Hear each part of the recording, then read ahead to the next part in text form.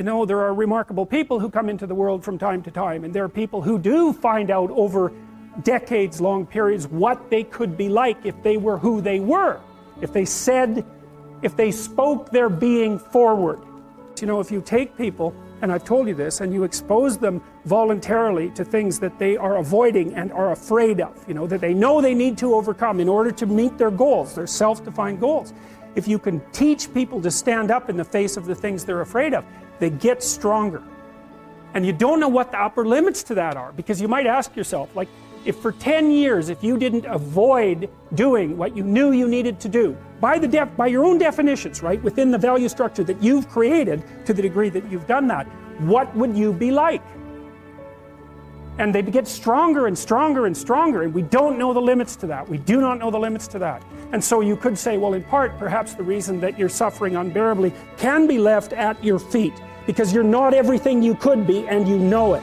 And of course, that's a terrible thing to admit, and it's a terrible thing to consider, but there's real promise in it, right? Because it means that perhaps there's another way that you could look at the world, and another way that you could act in the world, so what it would reflect back to you would be much better than what it reflects back to you now. And then the second part of that is, well, imagine that many people did that, because we've done a lot as human beings. We've done a lot of remarkable things, and I've told you already, I think before, that today, for example, about 250,000 people will be lifted out of abject poverty, and about 300,000 people attached to the electrical power grid.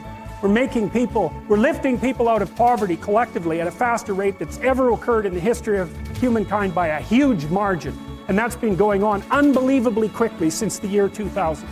The UN had planned to have poverty between 2000 and 2015, and it was accomplished by 2013. So there's inequality developing in many places, and you hear lots of political agitation about that. But overall, the tide is lifting everyone up, and that's a great thing. And we have no idea how fast we can multiply that if people got their act together and really aimed at it. Because, you know, my experience is with people that we're probably running at about 51% of our capacity.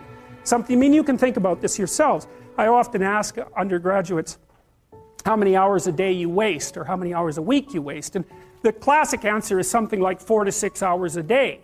You know, inefficient studying, watching things on YouTube that not only do you not want to watch, that you don't even care about, that make you feel horrible about watching after you're done. That's probably 4 hours right there. You know, you think, well, that's 25 hours a week, it's 100 hours a month, that's 2.5 full work weeks, it's half a year of work weeks per year. And if your time is worth $20 an hour, which is a radical underestimate, it's probably more like 50 if you think about it in terms of deferred wages. If you're wasting 20 hours a week, you're wasting $50,000 a year. And you are doing that right now. And it's because you're young, wasting $50,000 a year is a way bigger catastrophe than it would be for me to waste it, because I'm not going to last nearly as long. And so if your life isn't everything it could be, you could ask yourself, well, what would happen if you just stopped wasting the opportunities that are in front of you? You'd be, who knows how much more efficient? 10 times more efficient, 20 times more efficient. That's the Pareto distribution. You have no idea how efficient people get. It's off the charts. Well, and if we all got our act together collectively and stopped making things worse, because that's another thing people do all the time. Not only do they not do what they should to make things better, they actively attempt to make things worse because they're spiteful or resentful or arrogant or deceitful or homicidal or genocidal, or all of those things all bundled together in an absolutely pathological package. If people stopped really, really trying just to make things worse, we have no idea how much better they would get just because of that. So there's this weird dynamic that's part of the existential system of ideas between human vulnerability, social judgment, both of which are major causes of suffering, and the failure of individuals to adopt the responsibility that they know they should adopt. And that's the thing that's interesting too, is that, and like another thing I've often asked my undergraduate classes is, you know, there's this idea that people have a conscience. And you know what the conscience is. It's this feeling or voice you have in your head just before you do something that you know is stupid, telling you that probably you shouldn't do that stupid thing. You don't have to listen to it, strangely enough. But you go ahead and do it anyways, and then, of course, exactly what the conscience told you was going to happen inevitably happens, so that you feel even stupider about it than you would if it happened by accident. Because you know, I knew this was going to happen, I got a warning it was going to happen, and I went and did it anyways. And the funny thing too is that conscience operates within people, and we really don't understand what the hell that is. So you might say, well, what would happen if you abided by your conscience for 5 years or for 10 years? What sort of position might you be in? What sort of family might you have? What sort of relationship might you be able to forge? And you can be bloody sure that a relationship that's forged on the basis of who you actually are is going to be a lot stronger and more welcome than one that's forged on the basis of who you aren't. Now, of course, that means that the person you're with has to deal with the full force of you in all your ability and your catastrophe, and that's a very, very difficult thing to negotiate. But if you do negotiate it, well, at least you have something, you have somewhere solid to stand, and you have somewhere to live, you have a real life, and it's a great basis upon which to bring children into the world, for example.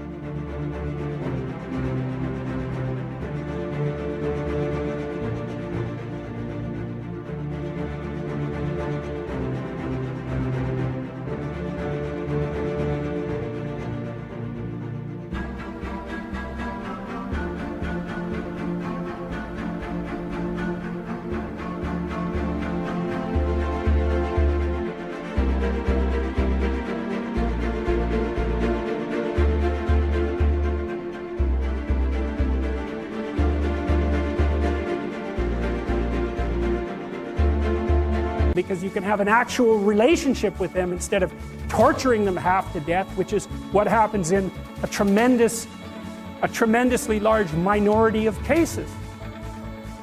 Well, it's more than that too, because, and this is what I'll close with, and this is why I wanted to introduce Solzhenitsyn's writings to you. You see, because it isn't merely that your fate depends on whether or not you get your act together and to what degree you decide that you're going to live out your own genuine being. It isn't only your fate, it's the fate of everyone that you're networked with.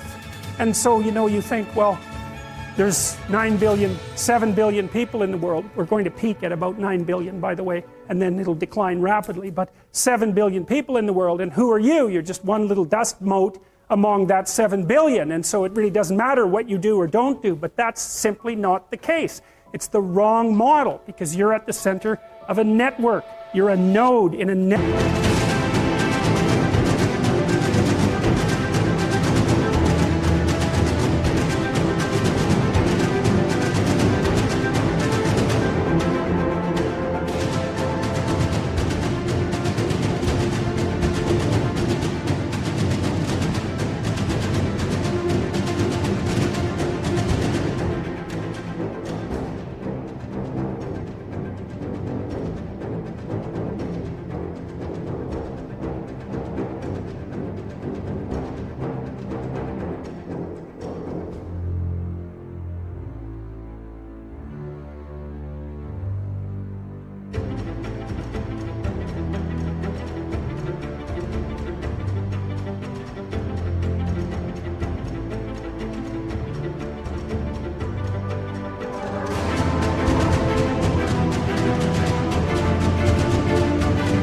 Network. Of course, that's even more true now that we have social media. You'll know 1,000 people at least over the course of your life, and they'll know 1,000 people each, and that puts you one person away from 1 million, and 2 persons away from 1 billion. And so that's how you're connected. And the things you do, they're like dropping a stone in a pond. The ripples move outward, and they affect things in ways that you can't fully comprehend. And it means that the things that you do and that you don't do are far more important.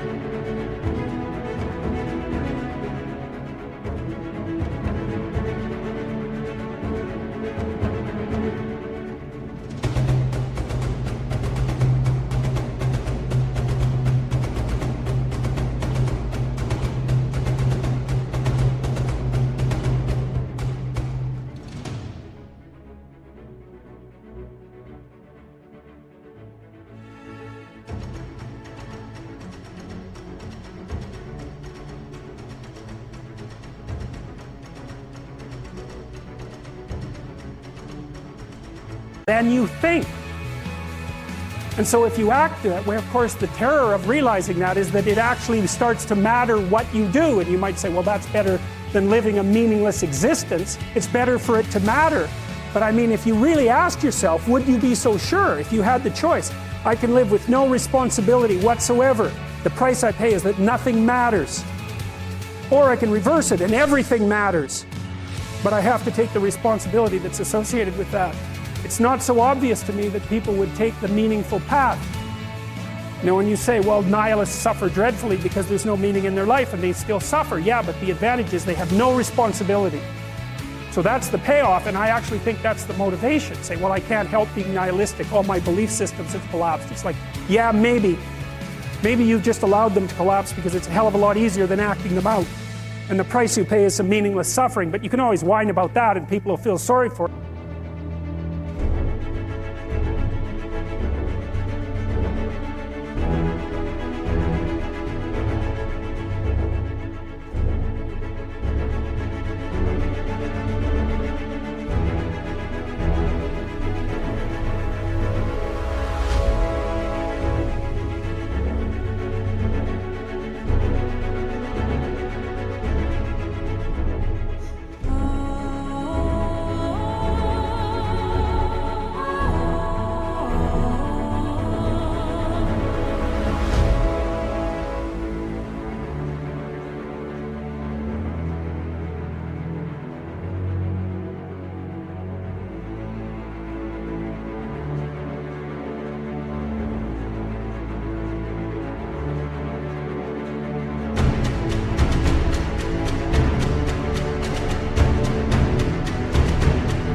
And you have the option of taking the pathway of the martyr, so that's a pretty good deal, all things considered, especially when the alternative is to bear your burden properly and to live forthrightly in the world. Well, what Solzhenitsyn figured out, and so many people in the 20th century, it's not just him, even though he's the best example, is that if you live a pathological life, you pathologize your society. And if enough people do that, then it's hell. Really. Really. And you can read the Gulag Archipelago if you have the fortitude to do that, and you'll see exactly what hell is like. And then you can decide if that's a place you'd like to visit, or even more importantly, if it's a place you'd like to visit and take all your family and friends. Because that's what happened in the 20th century.